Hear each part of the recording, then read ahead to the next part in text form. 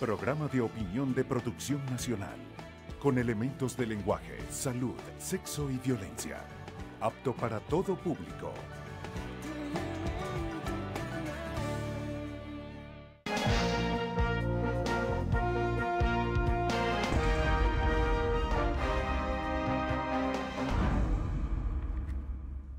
Buenos días, buen domingo, buen fin de semana para todos amigos televidentes. Voy a conversar en la primera parte de este programa con Gustavo García. Él es vicerrector administrativo de la Universidad Católica Andrés Bello. Lo he invitado porque esta universidad está cumpliendo 65 años, así que mis congratulaciones con los directivos y con los estudiantes de esta casa de estudio, especialmente con mi amigo el padre José Virtuoso. Y un recuerdo para el padre Hernández Chapillín, el padre Pinto de Salvatierra, que contribuyeron a echar adelante a esta institución. En estos 65 años que hay que destacar de la universidad, doctor García.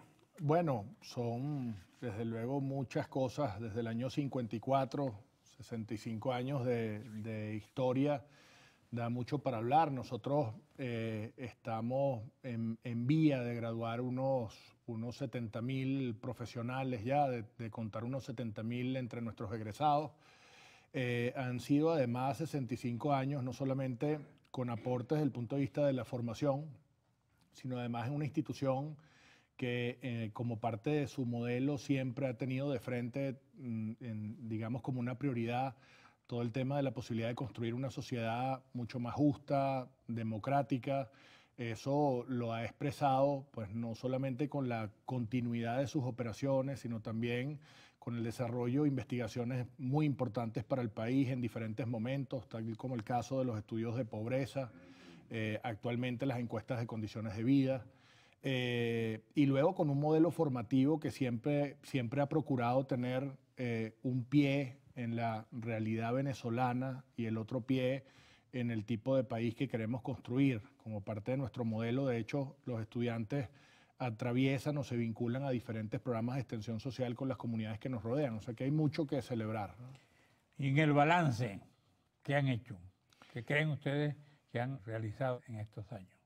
Bueno, es como le decía, un balance positivo. Nosotros sí creemos que la universidad ha contribuido con construir, hacer unos aportes en lo que significa una mejor sociedad, como le decía. Por ejemplo. Bueno, parte de este asunto ha tenido que ver con los propios egresados, que ahora ya son en dos sedes. Como le decía, son más, vamos en vía a 70.000 profesionales dentro del mercado laboral venezolano.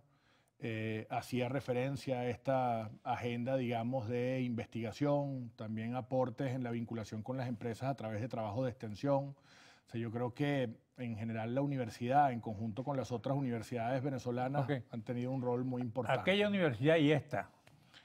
Sí, la que se fundó y la que tienen hoy. Sí, aquella universidad del año 54 en la esquina de Jesuitas, por supuesto que era una universidad con un puñado de estudiantes que iniciaban. Hoy tenemos una institución que tiene entre todas sus sedes unos más de 12.000 estudiantes. Eso primero es una gran diferencia. Lo segundo es que la universidad de hoy ha consolidado, la UCAP de hoy, un modelo inclusivo. Probablemente esa no era la realidad de aquella universidad que se iniciaba. Nosotros tenemos, en el marco del análisis del perfil socioeconómico de nuestros estudiantes, hoy sabemos que en nuestro campus confluyen dos estratos totalmente distintos. 20% de nuestros estudiantes pertenecen a clases sociales altas y 20% a las clases sociales más bajas. Somos una universidad muy diversa. ¿El 40%? El 60% restante está en el medio, está ahí distribuido. Entonces tenemos un campus en términos de su integración muy diverso. Otra cosa que ha cambiado es todo el tema de la tecnología y la forma en que hoy entendemos el modelo educativo. Por supuesto que estamos en una sociedad, en un contexto disruptivo, en plena transformación digital. Los temas de tecnología, educación a distancia, son también temas nuevos y consolidados, digamos, en la institución. O sea, se trata de una universidad que ha procurado transitar un camino de transformación en el marco de lo que le ha exigido el contexto, ¿no? Ahora, la universidad del futuro, con un concepto ideológico definido por el Estado, sí, ¿Qué retos tiene? Vamos a un receso y me contesta la pregunta.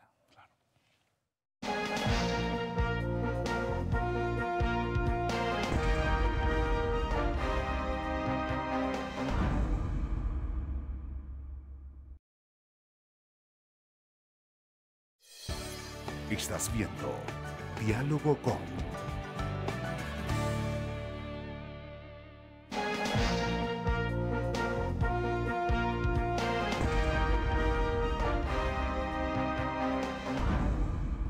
Bueno, le dejé la pregunta, espero la respuesta.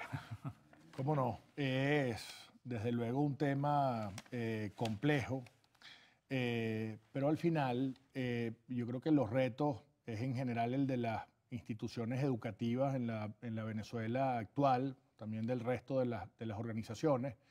La universidad tiene que pensar en dos momentos, tiene que desde luego responder a emergencias y retos de muy corto plazo en el marco de un contexto muy complicado donde parecería a veces que las políticas públicas, digamos, no están orientadas a la preservación de un patrimonio educativo que ha construido la sociedad venezolana, sino al contrario. Entonces, al final, esto supone dar respuesta a elementos de muy corto plazo, pero por eso no podemos dejar de pensar en la construcción de los próximos 65 años. Parece un contrasentido tener una celebración de 65 años de trabajo en un contexto, digamos, de tanta adversidad.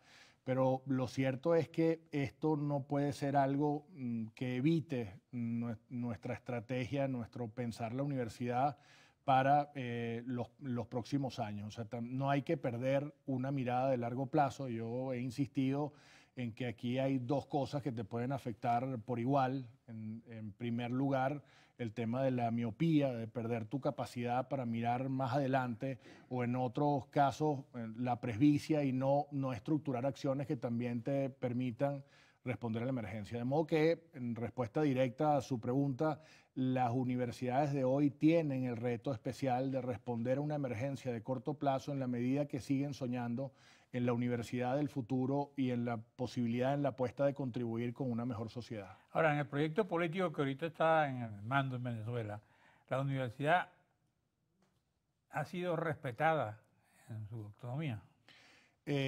Bueno, ahí efectivamente hay eventualmente una intencionalidad, eventualmente algunas políticas que, como se ha planteado, pueden atentar con la propia autonomía universitaria. Nosotros creemos que el tema de la autonomía es un tema que hay que efectivamente preservar, es un elemento básico para el funcionamiento de la universidad. Debemos decir que nosotros, diferentes organismos del Estado, pues somos sometidos a inspecciones permanentemente de varias instituciones, como lo hacen otras organizaciones, y siempre hemos estado abiertos a mostrar, digamos, con transparencia los datos, el propio quehacer de la universidad. Me refiero especialmente a materia administrativa, financiera. Bueno, de modo que las instituciones educativas de hoy necesitan seguir trabajando en conjunto con ánimos de estructurar las políticas que realmente preserven la calidad. En eso deberíamos trabajar todos. Pero eso significa revisar los pensos. Bueno, más bien nosotros en la universidad venimos de un proceso de renovación completo de las mallas curriculares. O sea, hasta este momento, digamos, si bien hay algunas políticas que más bien han estado dirigidas a la revisión de esto en la institución más bien básica y diversificada, no ha sido el caso de las universidades.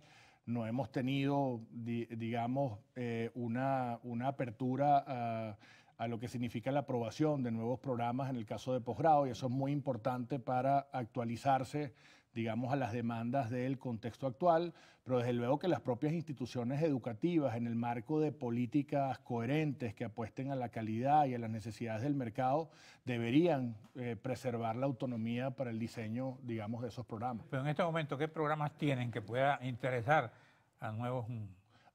Se refiere a los programas actuales de la universidad. Nosotros tenemos 13 titulaciones distintas en el caso de pregrado.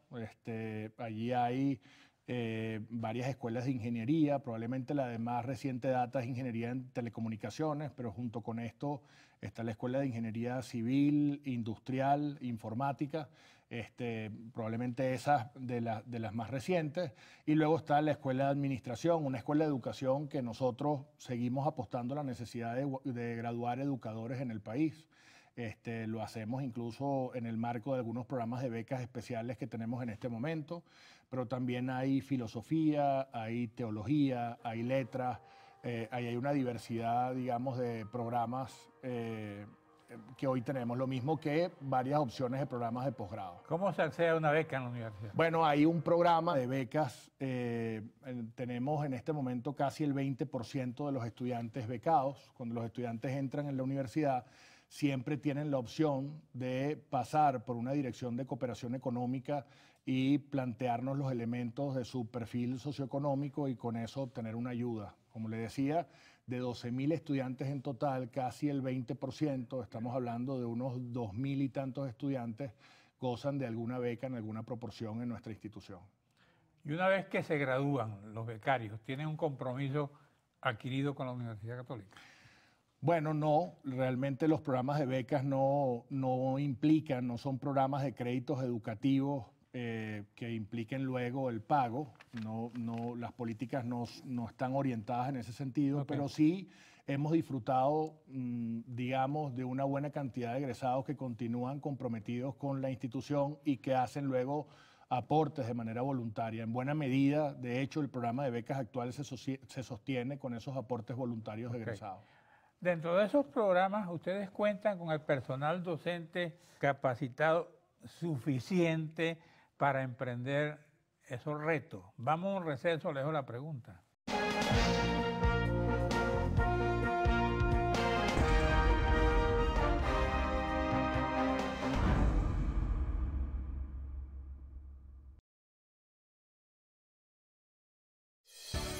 Estás viendo Diálogo con.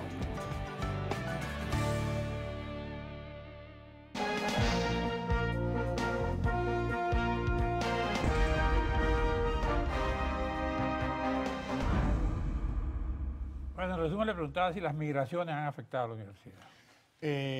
Pues desde luego, como en todas las organizaciones, este tema de la fuga de talentos, especialmente en un ámbito como este, que es intensivo en el uso de personas con altas capacidades, pues tiene su impacto.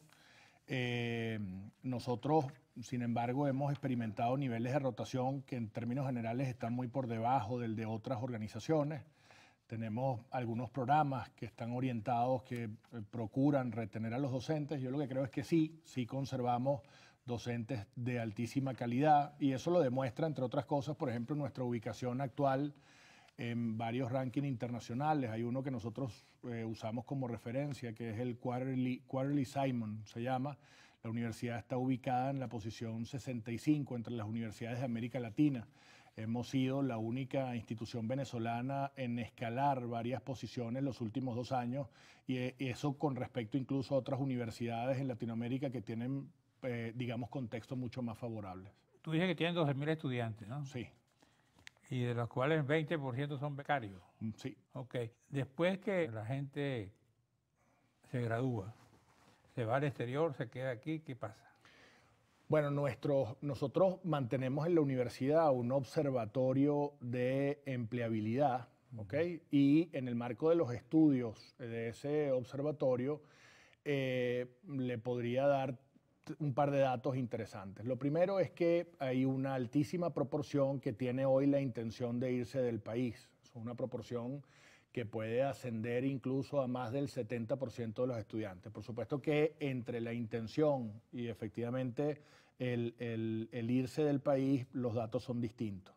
Hay todavía una proporción que es equivalente a la mitad de los estudiantes que tienen la intención de, ya sea transitoriamente o de manera permanente, quedarse de hecho en el país, al menos en una primera experiencia laboral. Entonces, yo creo que los estudiantes comienzan a estar claros en que no todo es una leyenda dorada de irse de Venezuela y no todo es una leyenda negra en quedarse. Entonces sí hay una proporción todavía interesante de casi que es la mitad, un poco menos de la mitad de los estudiantes que aspiran, digamos, desarrollarse profesionalmente en Venezuela, lo cual es una buena noticia, ¿no? Muy buena, ¿no? Sí. Ahora, dentro de la universidad tienen unos programas para celebrar Estos 65 años, 65 años. pues sí. Por ejemplo. Tenemos algunas actividades especiales y aprovechamos el programa para darlas a conocer. En primer lugar, ahora empieza el día 26 de noviembre y hasta el 2 de diciembre tenemos una feria, la Feria del Libro, que ya es una tradición en nuestra universidad, en la tercera edición. Nosotros además pretendemos convertirnos en el lugar privilegiado para todo el tema de la cultura en el oeste de la ciudad. De hecho, en el marco de la feria habrá un par de invitados españoles muy especiales. Estará Ignacio Castro Rey y Rafael José Díaz, son ambos destacados literarios jóvenes españoles. Luego tenemos también, vamos a aprovechar el 29 de noviembre, que es el día de Andrés Bello, para dar la orden de Andrés Bello a Rafael Cadenas, que recientemente, de hecho, recibió el premio Reina Sofía, un destacado poeta venezolano.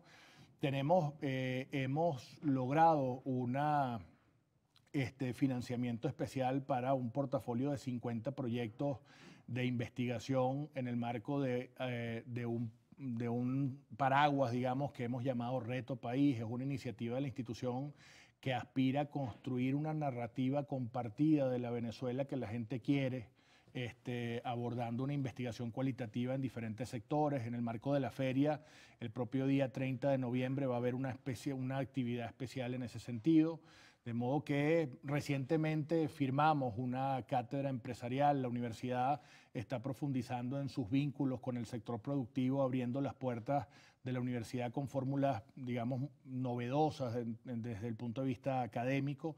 Firmamos una cátedra empresarial con Daicos y vamos a firmarlo con algunas otras organizaciones en el marco de un proceso de fortalecimiento tecnológico reciente, de modo que va a haber un buen número de actividades para celebrar.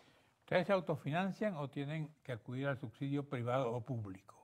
Nosotros, la universidad, en este momento, primero no tenemos subsidios por parte del Estado. ¿Tenían antes? No, hace muchos años que eso no existe. Lo segundo es que nuestra fuente de financiamiento principal es la matrícula que pagan los estudiantes, pero en este momento, dadas las condiciones del país y nuestro fiel interés de mantenernos abiertos y de hacer que los estudiantes no abandonen sus estudios, la universidad hoy está sostenida en 35-40% por financiamiento privado. ¿Me quiere decir que no está previsto aumentar la matrícula? Sí, no, por supuesto. La matrícula tiene un proceso de ajuste gradual. Nosotros además tratamos de hacerlo mejor en beneficio de las familias y de los estudiantes, pero lo que quiero decir es que luego de las medidas recientes de incremento del salario mínimo, etcétera, nosotros decidimos como estrategia pasar por un túnel que significó mantener subsidios importantes desde el punto de vista del precio de la matrícula y financiarnos a niveles superiores a lo que tradicionalmente hacemos, con ánimos de que las familias pudieran también adecuarse a esa transición de una realidad económica distinta, ¿no? Bueno, gracias, doctor Gustavo García, vicerrector administrativo de la Universidad Católica Andrés Bello. Gracias a usted, amigos televidentes. En la próxima parte voy a conversar con el doctor Meneses.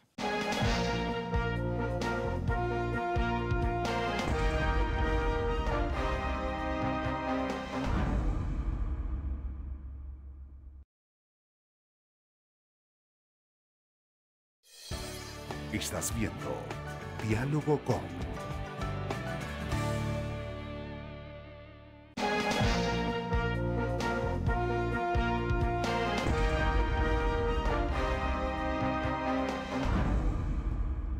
Bueno, ahora estoy con el doctor Manuel Meneses. Él es presidente de la Asociación Venezolana de Clínicas y Hospitales. Hay muchos temas para conversar con él, incluyendo este título que dice aquí, crisis hospitalaria. 2 cadáveres explotan en el Hospital Central. ¿Eso qué? ¿Qué sabe de eso? ¿Usted? Te comento algo, Carlos. Sobre el tema de los hospitales, la información que yo tengo no sería la más idónea, la más fidedigna, porque aun cuando el título de la asociación que yo dirijo es Clínicas y Hospitales, es Clínicas y Hospitales en el sector privado. Ah, ya. En la administración de la parte pública y el sector público, nosotros no tenemos una información tan veraz como para poder dártela en estos momentos. Ahora, ¿cómo está la situación en las clínicas privadas entonces? Sí, ahí sí podemos hablar y hay muchas cosas que decir, ¿no? Dígalo. Estamos en una situación complicada en los actuales momentos. Ajá. ¿Por qué? ¿Por qué? Fíjate, estamos con todo y que estamos en una situación complicada, estamos tratando de dar un servicio y prestar un servicio de calidad, lo cual se nos dificulta cada vez más. ¿El por qué? Hay muchas razones. El incremento de los insumos y los materiales médicos quirúrgicos que nosotros utilizamos para poder prestar estos servicios, porque nosotros lo que hacemos es prestar servicios, cada vez se nos hace más difícil de adquirir por los altos costos y por la escasez de los mismos, ¿no? Que se nos hace sumamente complicado. Las clínicas en los actuales momentos han bajado además su porcentaje de ocupación. En algunos momentos estuvimos 85, 90, hasta 100% de ocupación. ¿Cuál es el porcentaje ahorita? Mira, están entre un 18 y un 20% a nivel nacional. Estadísticas confirmadas a nivel nacional lo tenemos entre un 18 y un 20% de ocupación. ¿Qué significa eso? Que, bueno, muchos de nuestros pisos no es que estén cerrados o los tengamos cerrados, sino simplemente los tenemos desocupados. ¿Están perdiendo dinero las clínicas privadas? Decirte que estamos perdiendo dinero, prácticamente estamos en un límite crítico de nuestra situación. Si ves los estados financieros que son totalmente abiertos a todos, estamos en una raya, en un nivel crítico de supervivencia, diríamos de esa forma. Porque ustedes tienen el problema además de los trabajadores, Mira, que el tienen tema, que cumplir con las condiciones de los contratos. sí, Carlos, el tema de la contratación, del pago de los nuevos salarios, uno lo ha ido más o menos llevando y algunas clínicas incluso han obtenido el subsidio ofrecido por el gobierno. Pero el tema no es ese, el tema es la retroactividad en las prestaciones y en los pasivos laborales, que eso se impacta de una forma sumamente severa, muy importante en nuestros ingresos y en nuestro flujo de caja. ¿En cuánto les afecta eso, más o menos? Lo vamos a estimar ahora, ya vamos a empezar a pagar todo lo que son prestaciones. Y eso de verdad es importante. Yo creo que es ¿Y están prácticamente preparados difícil. desde el punto de vista Yo creo, no. de reales para pagar las prestaciones? Para prestaciones, en cuanto al personal completo que tenemos nosotros, no lo vemos fácil en estos momentos. Realmente es muy complicado. ¿Y los aguinaldos? Los aguinaldos ya es un poco más decimos decir, llevadero y lo podemos manejar en cuanto al pago de utilidades. El problema estaría en la retroactividad de las prestaciones. Y otro problema importantísimo en el cual estamos pasando ahora las instituciones privadas de salud es personal. La ausencia o el éxodo de médicos, y no solo médicos, sino personal técnico, bionalistas, enfermeros, que se han ido del país es importante. Entonces, estamos con un déficit de personal importantísimo en nuestras instituciones. ¿Cuántos profesionales crees tú en esa área que se han ido del país? Mira, las estadísticas que tenemos hasta ahora en nuestras instituciones es alrededor del 60% de profesionales. Si hablamos del personal médico calificado, todos especialistas con sus especialidades, formadas en este país, en los hospitales públicos de nuestro país, y que se van a otro sitio y llegan de forma prácticamente gratis a cualquier otro país, ¿no? ¿Y cómo trabajan entonces con esa escasez de personal? Esa es una muy buena pregunta. Con esa migración, ¿no? Sí, es muy buena pregunta. Tenemos una escasez de médicos y de personal paramédico o de enfermería y bionalistas importante que nos dificulta el trabajo. Realmente estamos ahorita en situación crítica en cuanto a personal. Sin embargo, bueno, ahí estamos trabajando, estamos prestando el servicio con el personal que nos queda. Mucho del personal se está redoblando incluso en su trabajo. Tanto médicos como el personal auxiliar. Y eso les incrementa el sueldo naturalmente, ¿no? Sí, incrementa el sueldo al personal, pero bueno, estamos ahí, el personal está trabajando, estamos prestando el servicio, todas las clínicas todavía siguen aperturadas, no se han cerrado clínicas, probablemente sí se han tenido que cerrar o disminuir la capacidad de los servicios que prestamos. Como te digo, no estamos cerrando pisos, por ejemplo, sino que están vacíos. O sea, no es que lo estemos cerrando porque querramos cerrarnos. Con un 18% de ocupación, evidentemente, si tú tenías 100 camas, ahora tendrás de esas 100 camas ocupadas 20 camas nada más. Esa reducción de servicios incluye los laboratorios. Incluye laboratorio. Sí, el laboratorio tiene dos problemas. Un problema de personal. Ajá. Nuestras bioanalistas se han ido, la mayoría del país. Y un segundo problema que es la adquisición de los insumos, porque los reactivos son difíciles de ubicar, de conseguir, aparte del costo, porque el costo ha subido de una forma exagerada que nos hace muy, Pero muy bueno, difícil con la ese adquisición. problema, ¿cómo se salva un enfermo?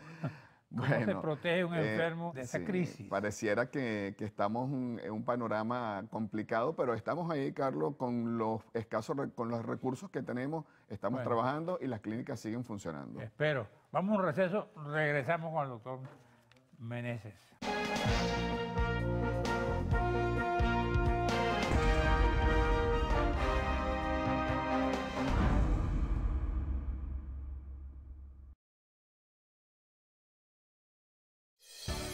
Estás viendo Diálogo con.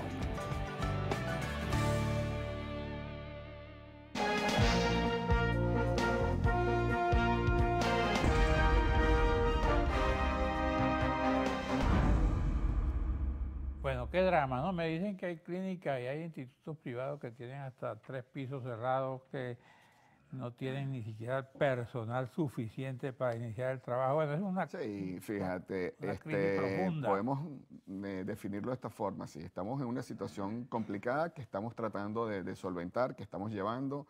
Es complicado porque, como te comentaba, éxodo de profesionales, altos costos en los insumos y medicamentos que para nosotros, nosotros no importamos, nosotros simplemente ni compramos, nosotros prestamos un servicio, entonces dependemos de proveedores. Nuestros proveedores ya no nos dan créditos ni siquiera de un día, tienes que pagar por adelantado lo que compras y a veces cuando te lo van a despachar te dicen, bueno, ya aumentó de precio y me pagas el diferencial o te reintegro el dinero. Cosas así nos están sucediendo. O sea, estamos en una situación ahí un poco complicada, ¿no? Igual nos pasa con nuestros equipos se están deteriorando, la tecnología de nuestras clínicas ha venido disminuyendo porque los equipos se dañan y no tenemos capacidad de cómo reponer esos equipos.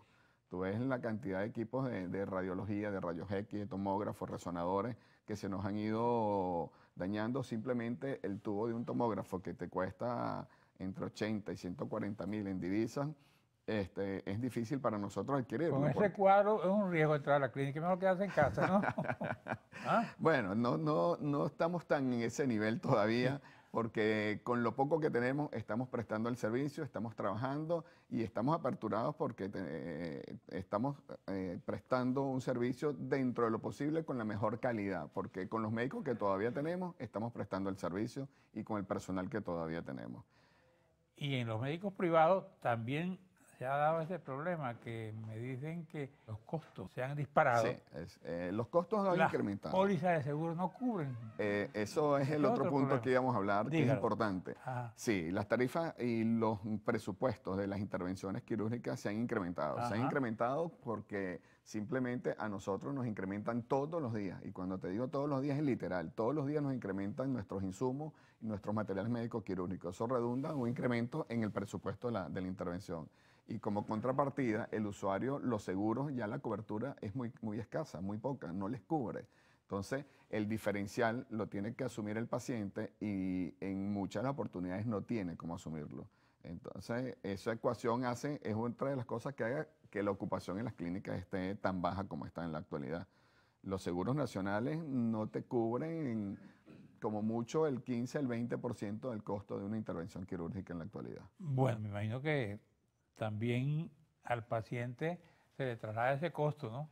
Si se aumentan las pólizas para pagar. Sí, lamentablemente el costo, nosotros simplemente trabajamos bajo una estructura de costo, Carlos. Nosotros no es que estamos incrementando, y las clínicas, te lo puedo decir con la mayor responsabilidad, no incrementan de forma exagerada, sino lo que hacen es mantener una estructura de costo. Lo que a nosotros nos están facturando por estos materiales e insumos o material médico quirúrgico se traslada con una estructura de costo que es la aceptada y la que está en la ley. Pues, justamente en eso estamos sentados ahorita tratando de mostrar a nivel de los entes gubernamentales cuáles son las estructuras de costo de nuestras clínicas y establecer entonces las normativas para que de alguna forma el usuario se vea lo menos afectado posible, que es a la final lo que todos queremos, pues que el usuario no se vea afectado. Aquí estoy leyendo un trabajo en analítica que habla de los costos y los servicios los escriben en dólares. Están cobrando en dólares aquí en las consultas y en las operaciones. No, fíjate, las instituciones,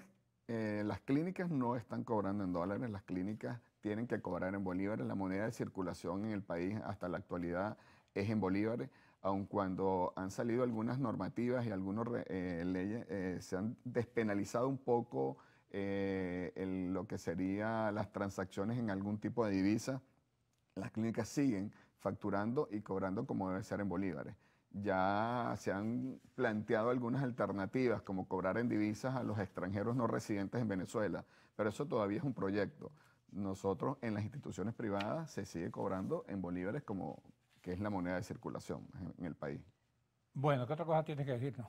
Mira, lo que te tengo que decir es simplemente, en años anteriores el Estado nos ayudó y ayudó a todas las clínicas privadas. Había un subsidio, ¿no? Había un subsidio y eso hay que decirlo responsablemente. El Estado ayudó a que nosotros pudiésemos adquirir una cantidad de equipos comprándoselo a los proveedores, porque nosotros nunca importamos. En la actualidad para nosotros eso es muy complicado porque no tenemos acceso a esas divisas, no tenemos cómo, bueno, porque han disminuido el ingreso de las divisas al país. Entonces, necesitamos en estos momentos el sector de salud que está resolviendo gran parte de los problemas del país, el sector de salud privado en las clínicas. Necesitamos un apoyo en el sentido de establecer nuestras estructuras de costos, un apoyo en cuanto a la posibilidad de créditos que podamos obtener divisas para reflotar nuestras clínicas en todos estos equipos que se nos están deteriorando y que ninguna de las instituciones tienen ahorita cómo poder reemplazar esos equipos que son para el bien de todos, que es para el usuario, para la población venezolana. ¿Ustedes no tienen acceso al DICOM? En los actuales momentos que yo conozca, no hay ninguna clínica que hasta el momento haya obtenido DICOM para poder traer ninguno de sus insumos ni reponer equipos médicos en nuestras instituciones. Recurrimos a los proveedores y a lo que nos estén cobrando y a la tarifa y en la moneda que nos estén facturando. ¿Y cómo se financian entonces? Porque ustedes viven del fiado. Vivíamos anteriormente, ya no. No. Nosotros no podemos ni siquiera dar créditos porque es que es inviable con la inflación que tenemos en la actualidad. Los seguros, ya los seguros no te cubren, entonces lo que estamos viviendo básicamente es que los pacientes están pagando el 80% de sus intervenciones de contado y ese flujo de caja es lo que nos ha mantenido de alguna forma sobreviviendo dentro de lo que tenemos y manteniendo nuestros equipos, lo que tengamos disponible. Los que se van deteriorando o se van dañando o necesitan un repuesto, la mayoría de ellos se están quedando inactivos porque no tenemos cómo reponer esos equipos o esos repuestos de esos equipos. ¿Qué sabes tú de esta información que aparece en la agencia EFE? Dice un paciente caraqueño aseguró a EFE la bolsa de plaquetas cuesta unos $38. La misma fuente pidió permanecer bajo estricto anonimato y aseguró desconocer la procedencia de las bolsas de sangre. ¿Qué es eso? No, fíjate, vamos a poner eso no sé en qué sitio sucedería, si fue que sucedió. Ese no es el costo de un concentrado plaquetario o un concentrado globular. Nosotros en las instituciones no cobramos la sangre es gratuita y eso es un derecho adquirido al paciente. Nosotros lo que se le cobra al paciente es el procesado, o sea, el análisis de los reactivos para detectar si la sangre está contaminada, no está contaminada, tiene algún virus. Eso es el proceso de la sangre como tal, pero la sangre no se cobra, Carlos, en ninguna institución y por el contrario, en los bancos de sangre ¿Están quebrados los bancos de sangre? Los bancos de sangre, no, los bancos de sangre de por vida y siempre ha sido así. Hay una normativa que la sangre es de quien la necesite. E incluso hay mucha ayuda entre los diferentes bancos de sangre, tanto públicos como privados. ¿Y hay donantes? Hay donantes, necesitamos muchos más, pero sí, nosotros en las instituciones privadas tenemos más o menos equipados nuestros bancos de sangre. En el caso de los pacientes renales que necesitan unas donaciones, ¿qué pasa? Eso sí es un tema. Las donaciones de órganos en el país son muy pocas, realmente. Debería haber mucho más, pero es un tema complicado en Venezuela. Todavía no tenemos una cultura sobre la donación de órganos que debería haberlo. Se ha intentado profundizar cada vez más, pero no creo que hayamos alcanzado los niveles que se necesitan en cuanto a la donación. Y no hablemos del tema de diálisis, que es un tema ya más complicado. Ya tú has visto en prensa y en muchas toda la situación de la de diálisis en el país. Bueno, ¿cuáles serían tus propuestas para terminar el programa?